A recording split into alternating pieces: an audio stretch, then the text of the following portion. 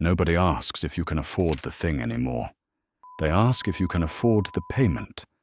That small change rewired the entire economy. The price disappeared into the background. The monthly number moved to the front. Once, buying meant the transaction would eventually end. The product entered your life, the final payment was made, and it became yours. Now, the product is only the entrance. Features, storage, insurance, updates, each one becomes another gate with its own monthly key. A car became a monthly obligation. A phone became a monthly obligation. Furniture, software, education, even rest, all converted into scheduled extraction. Debt no longer needs to look dangerous. It only needs to look organized.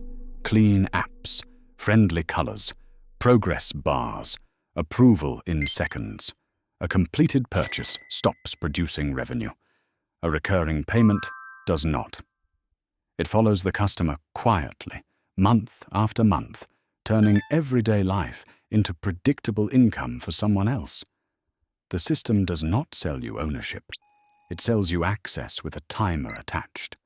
And when everything becomes a payment, your future income stops belonging entirely to you. It is already divided before it arrives. This is why the monthly number must stay small, small enough to accept, small enough to stack, small enough to stop feeling like debt. Cancel one payment, and you may no longer lose a luxury.